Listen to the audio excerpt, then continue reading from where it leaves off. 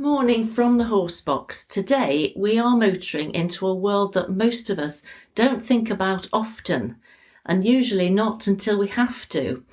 And now I'm Claire, and my guest today is Nigel Burrows, a rural undertaker whose family has been serving the community in this part of Cheshire for 3 generations. Good morning, Nigel. Thank you very much for agreeing to give your time for this interview.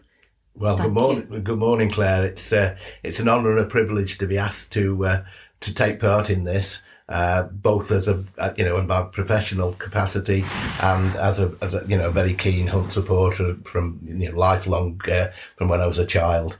So it's an honour and a privilege. Well, I'm very excited to talk about your work and your hobbies, Nigel, because I gather that this isn't something, your work side of things isn't something you're asked about all that often, am I right? You're quite right, yeah. It's not often asked about, but it's something that just recently I was asked by the WI to do a talk, which I was a bit apprehensive about to start with, but actually when I did it, and I was quite relieved and thrilled really with the response I got from the people that listened to it. I think you're right. I think there is a great deal of interest, and I do think that the more it's talked about, it's got to be a very good thing. And I would firstly like to say, and to reassure everyone, that we're approaching this subject with the greatest respect to all the families who may or may not be mentioned, and any humorous stories, of which there are many around this subject, they often happen alongside the grief. Humour is often part of the way, I don't know what you think of this, Nigel, the way love is shown for the lost person. Yeah, definitely. Yeah. Right from the outset with the business that I'm in, it's confidentiality, yes, and personalised, and that's why I'm in the business really. It's helping people at them when they're at the most needy. It's a very sensitive subject, but I think what we say today will be we will respect that. Yes. It's a very complicated mix, isn't it, of grief and respect and love, the way of hanging on to people and showing love for people. It is without a doubt. And when I first started, I didn't really know what to say to people, but now, with experience, you get to know how to deal with people and their responses to you when you first meet them. And some people are really upset, other people take it as a matter of course and are very, very easy with it, but other people are really upset, and you've got to judge you've got to judge the people you're talking to, and give them time. That's the basic thing. It's time. Yes, it's a very skilled job that you do, Nigel, and I've been to many of the services that you've conducted with the utmost precision and respect, and many of my family are involved in this, so it affects me as well. That's right, yeah. But having said this, your talk with the WI and your title of Never Say Die and the way you introduced it was like a breath of fresh air. Yeah. You've got to be light-hearted about things. Like I said before, you judge the person that you're speaking to, and all you've got to have is, like you said, he's got to have respect for the person. My grandfather said, if you treat the dead as though they're still alive and the people that you're dealing with the utmost respect, you'll not go wrong. And a lot of the people we talk to are friends, very good friends, which you'd probably tend to think it would be difficult, which it is, but it's also helpful because you know the people that you're talking to, but like I say, it is a very sensitive thing, and from day to day and year to year, and you learn as you go along of what to say and how to say it, and but it is a difficult job, a stressful job. Yes, we'll come on to that more in a minute. But the James Bond introduction, would you just like to tell us how you wove that into the start of your talk? Because it's really, really good. Yeah, well, just from what I've said now, when you speak to somebody, you're not quite sure what to say. And it is stressful. So that's where I came in with the James Bond theme of shaken, not stirred. I didn't really know how to approach it to start with, and I thought that was the best way to do it. Yeah, really great way of breaking the ice. Yeah.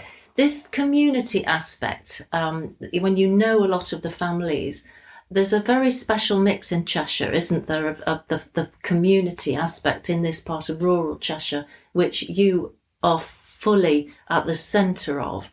How does it all fit in? Your sort of sporting world, your world of work, and the whole fabric of Cheshire. How does that work? Yeah. Well, I'm Cheshire born and bred, and Cheshire's been the place where most of my work is. But having said that, we do travel a long way. Probably people that have got contacts with Cheshire and moved away. People in Cheshire are like they are in any other county. They've got their own ways and that sort of thing, and you've got to go with that. And the people that we deal with, like you say, are rural minded.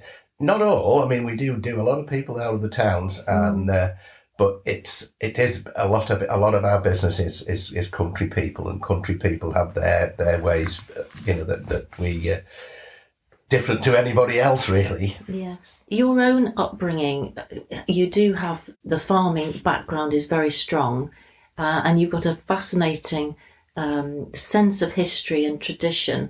So, your family sort of had a real spread of skills, didn't Definitely. they, through the generations? Would you just like to touch on that? Yeah, well, my great grandfather, he was a wheelwright, and just like to say that the business has been run within half a mile of the property that we're at the moment. Yes. My great grandfather was born just down the road at a little place called Pear Tree Farm. He was a wheelwright and a horse dealer, breaking horses. But the family's always been connected with agriculture as well. He had a few cows and a few pigs and a few hens and that sort of thing. And then my grandfather did the same thing. But when he left school, he went to serve his time as a coffee maker at a company called Gresties in Wisterson. And, he from there, he started his own building business along with the funeral directing. And gradually the funeral directing grew and grew. My father became involved. But all of this was always connected with agriculture. We always had a small holding with a few cows.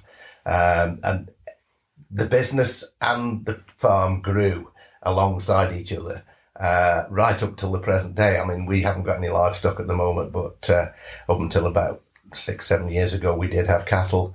But pigs was the main thing that I had in my farming life. When I left school, I didn't want to go into the funeral business. I wanted to farm. And I went to live on a farm. Good friends of mine started through ponies, really, going to ride ponies, difficult ponies. And, it went from there, and I worked for them for 20 years and lived in as part of the family. And only came back to the small holding that we've got here to milk cows and carry on the pig business because the guy that worked for my father passed away. But it's always been connected with agriculture. But my father built the business up to what it is today as far as the funeral side of it goes. We built our own chapel of rest about 35, 40 years ago, which we have now. And like I say, it's grown from year to generation to generation. I'm fourth generation, but it's always had that agricultural business and rural business at the side of it. So like you grew up learning farming, you learnt the undertaking side of the business from your own family. That's right. Yeah. No, I never took any exams or anything like that. It's all personal from my father and my grandfather because I started helping them when I was very young in my teens. So you're well used to the world of the undertaking. Oh, absolutely. Yeah. Never even bothered me that side of it. Didn't at all. Dealing with people that passed away. The farming, you have to be used to the circle of life. Certainly. So when you first had to deal with a dead body, that didn't really... Never fazed me one little bit, that. No. Never any qualms about dealing with that because I was used to life and death with farming. Yeah. It was the side of meeting people and talking to people that bothered me in the first instance. That's what I didn't want to do. And I found it very difficult when I first started to go and arrange funerals on that, of what to say to people. But again, it's experience, and you learn as you go along, and different people have different ways, and you cope with that. Yeah. So the physical side of your job, I suppose it's a caring industry, isn't it? Very much. People, you know, the health service cares for people who are alive, Yes. and your business cares for people after That's right. the life. That's right. And it's caring for both. It's caring for the deceased, and it's caring for the people that they've left behind. So yeah, you've got to treat them with utmost respect. And the biggest thing is you've got to give them time. And it's a 24/7 job. There's no cut off. It's you've got to answer the phone 24/7, 365 days of the year, and you've got to be there for people. And if you can't be there yourself, you've got to make sure that there's somebody else there.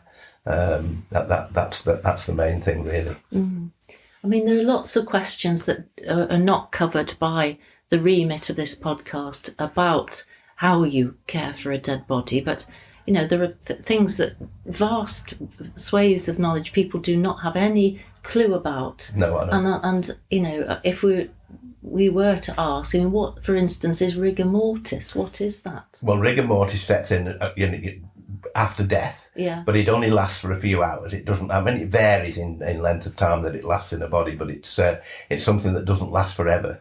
That's why when we get one of the biggest things that we get asked is for people that can you close their eyes and can you close their mouth when they've passed away, because at the time of death, shortly afterwards, the nursing staff and the people in nursing homes would not be able to do that because of rigor mortis. But once rigor mortis goes out of the body, then you can manipulate the mouth and their eyes, and you can dress people, and yeah, when we're dressing people, and I've talked to the people that I'm dressing, and the guys that work for me too. I've often heard them talking to them, and it's again, it's respect. That's the way of respect. Coping with it is with it. So the process of embalming, it doesn't have to be done, does it? You choose whether you are. Families can choose whether they want their loved ones embalming or not. And I mean, a lot of people want to come and see their loved ones in the chapel of rest, and to do that, you have to prepare the body and get it ready, and that entails embalming, really, to make it the best viewing for the family. So yeah, but we always ask families if they would let us embalm the body, and the embalming is quite simple, of taking the blood out of the body and replacing it with embalming fluid, and it just gives the appearance a lot better, and it prolongs the length of time that the body will stop deteriorating, because from death, deterioration starts straight away. So yeah, it's part and parcel of the business, very sensitive, and we have to ask the families if they really would like us to do that. So what percentage of people ask for that, as opposed to not? 50-50 really. Yeah, I mean, not necessary to do everybody. I mean, there is a lot of people that pass away that it's not necessary to embalm them, but in today's world, the time from death to taking a funeral service is getting longer and longer, and you probably need to embalm more people now than what we ever used to. I mean, it was something that was never done years and years ago, because the funerals took place within 2 or 3 days of death. There was no refrigeration and that sort of thing, which there is today. And it's all a matter of trying to preserve the person that's passed away in the best possible way that you can for their families and loved ones to come and see them, if they so wish. Not everybody wishes to come and see somebody. No. But like I say, it's a 50-50 situation, that really. But cremations didn't happen, did they? Early cremation's They're only a recent thing. Yeah, cremation's pretty recent. Yeah, the last 50 years, really, 60 years probably. I mean, there was before that, but yeah, it is a pretty recent thing. And they're the most popular now, would you say, cremations rather They are, as a general rule, but in our communities, the rural communities, it's still very much that people want to be buried. The biggest drawback with that is that there is less and less space now in churchyards. They're getting full, and getting permission to get permission to get reburial sites is not easy. It's not easy at all. Environment, situation, and that sort of thing. So it's a difficulty to try and get new sites for burying people. So exhumations, is that your department as well? If someone has to be re-examined, is that something you've ever done? It would be. I think while I've been doing it, I have never had to exhume anybody. I think my father did have one exhumation, but yeah, not something that we don't really get involved with, to be honest. It's a home office thing. And we can get asked. We get asked sometimes if we can exhume ashes and remove them and put them in somewhere else. Again, you still got to go. Got to get the faculty to do that, and it's not easy. It's not easy to do that. So we try and tend to advise people that it's not the right thing to do. To be honest, it should be your final resting place when you've been laid to rest. Yes. Now, grave digging, that's and coffin making. These are skills which you don't really hear about at all. I mean, what is the mechanism for being a grave digger or learning? I mean, you can't. There must be a special way of doing it. So how does that all happen? Yeah, I mean, talking about grave digging, grave diggers there isn't that many grave diggers about, to be fair. And they're usually family businesses passed on from father to son. And it's a skill in itself to dig a grave. And they're dug to size. You give the grave digger a coffin size. He always adds about 4 or 5 inches on length and width. And hopefully when you come to put the coffin in the grave, it fits. We've had occurrences where the grave's not been big enough. What happens then? Well, you either leave the coffin on the side and then take the family away and dig the grave a little bit bigger. But 9 out of 10 times, if it is a little bit tight when you first lower the coffin, it's because they've had to put boards in to keep the soil out, and the handles of the coffin are just catching on the board. So you move the board, or the grass mats that line the grave, you move those. But yeah, it's a problem. It's a problem. You've got to make sure you get the right size.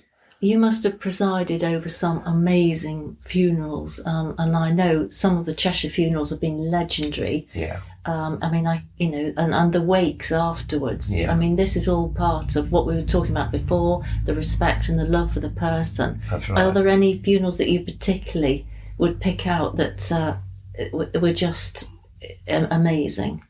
Yeah, probably the one that sticks in my mind is Lady Cholmondeley's. Really? Because it was a traditional horse-drawn funeral from the castle to the chapel in the grounds.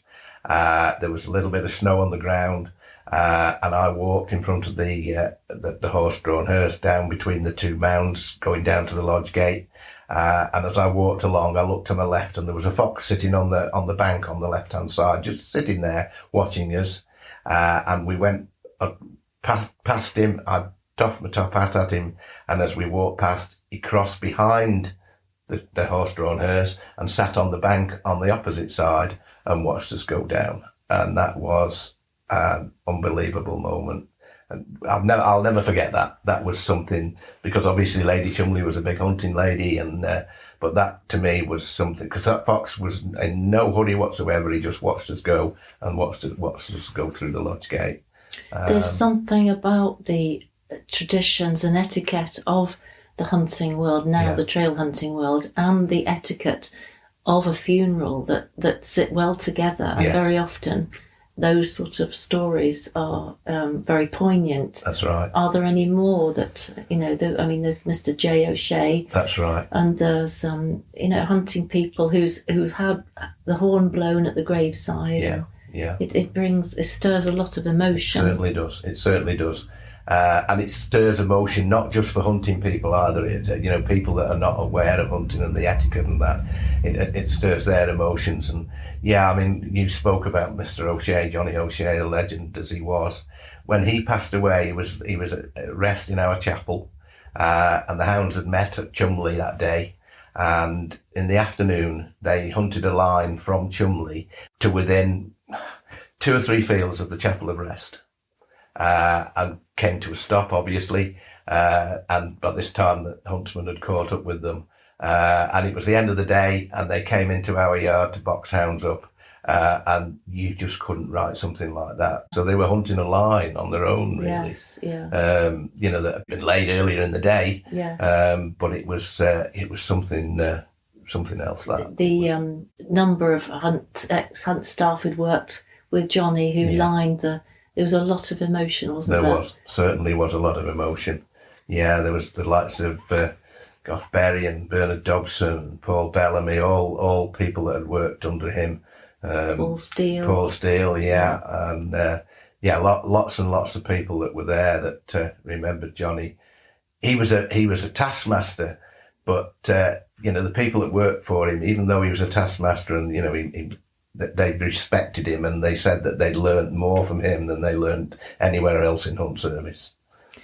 There are also a lot of farming funerals where the coffin has travelled on a flat cart and pulled with tractors and things like that. Yeah, we did a funeral at Bickerton for Mr. Bourne, and we took him from the farm to the church on a tractor and trailer, and then from the church to the burial ground, which was on his own land, on the top of a bank, overlooking the lovely Cheshire plain, and we buried him there. And again, that's something that... it's just emotional and fitting as well, very fitting for the person. That's what they wanted, and that's what they got. And Mr. Jack Edge was another. He was a big friend of my father's, Jack, through Nantwich Show. They put Nantwich Show, all the horse classes at Nantwich show ponies and that sort of thing on the map, really, with Jack's knowledge and as a judge. And when he passed away, his funeral was at Tarpley, St Helens in Tarpley, and then he was going to be buried in the family grave at Eton. So we took him into church, and Dad, being friendly, always stays in church anyway, but he sat on the front row this particular day. And John Edge, Jack's nephew, was giving the tribute, and about part way through, Dad's phone went off. And John, being John, made light of it and said, "I think Jack's trying to get hold of you, Jeff." It was comical, but Dad was mortified, absolutely mortified, and from that day on, he never took his phone into church again. But coming out of church that particular day, Johnny O'Shea was going to blow at the graveside for Jack, but he got no means of transport, and he left his car up the high street in Tarpley, and he said, "I'm never going to get there in time. I'll come with you in the hearse." So he sat behind what we call the bearer seat in the hearse, him on one side and the vicar of the church on the other side. And as we got in the car, in the hearse to drive away, Johnny taps on the coffin and he said, "Mr. Edge, you've always been an old bugger, and you're still an old bugger." And the vicar started laughing, and he laughed all the way to Eton. Yeah. So much so that when he got out of the hearse at the where we were burying Jack, he tripped over the seatbelt and he ended up on the floor, and he couldn't get up for laughing. Me. It was one of those days that you never forget. Me.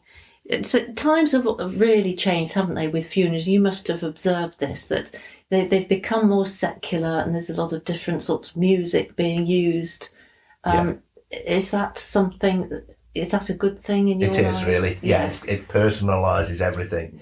I mean, years ago, everything was a couple of hymns, and the vicar said a Bible reading. There was no tributes, and that was it. But today, the music and that sort of thing, it just personalises everything and makes things a lot better. A lot more work, but it is personalises things. Going on to the sporting side, your hobbies, and you do a lot of visiting the trail hunting packs, and you're well known in hunting circles. What are your favourite places to go and visit? I mean, I've grown up with hunting right from when I was a little boy, riding ponies. I went to my first meet on a pony when I was 9 at Poole Hall, and I hacked from here to Poole and spent about 3 hours hunting and hacked back.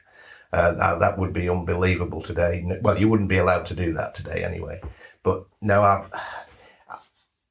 I'm Cheshire born and bred, and I support the Cheshire Hounds as long as I live. Mm-hmm. But I do like to travel. I visit the South Shropshire.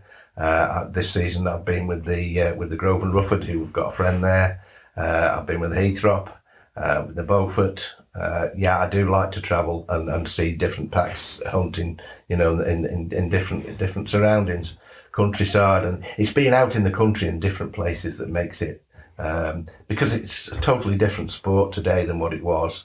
So seeing different country and seeing hounds work in different countries is something that I love, and I've met so many lovely people, on my travels, and all of the same kind of thought. This is myself. a joy, isn't it, to go to the meet and you instantly have a connection with everybody there. It's extremely special, isn't it? It is very special. I've met some special people as well.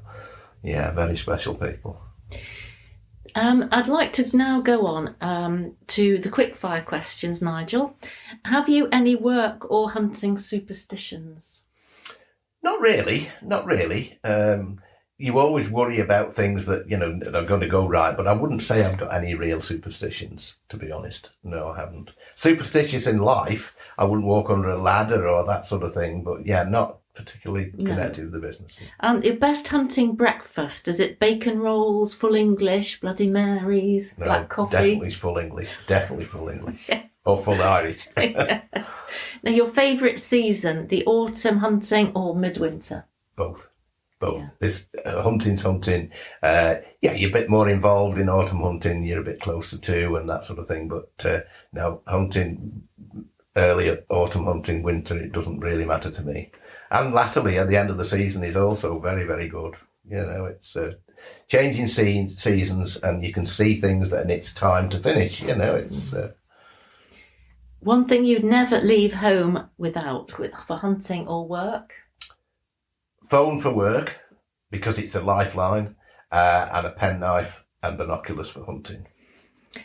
For in a very stressful job that you have, and you carry a lot on your shoulders with 4 families with all this, if you need a moment of quiet reflection for yourself, where do you find your own peace? Probably on the tractor. Away from the business, to come, and have a day or a half a day or an evening on the tractor just working. That's probably, solace, that is. Especially hedge cutting, because I do quite a lot of hedge cutting in the winter time when I've got free time, which isn't very often. I like hedge cutting. It takes your mind off everything because you've got to concentrate on doing that particular job. Otherwise, sitting in the house with my wife, watching the TV, documentaries, that sort of thing, sport, any sport, rugby, racing particularly. I like watching snooker and darts, and any sport particularly. And finally, Nigel, might you have a joke or a motto that you would be able to share with us?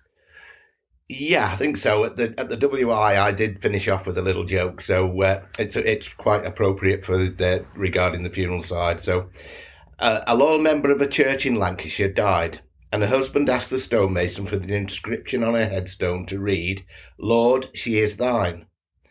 When the headstone was finished, the wording read, "Lord, she is thin." So the husband asked the stonemason to add an E. This was duly agreed, and when it was completed, the inscription read, Lord, she is thin." Thank you so much. It just shows you do need a little bit of humour to get through life's serious matters. You certainly do. So I can't thank you enough, Nigel, and I've thoroughly enjoyed doing the whole interview. Well, likewise. It's been a privilege, and I've thoroughly enjoyed it. And I look forward to next month when it could be you in the driving seat.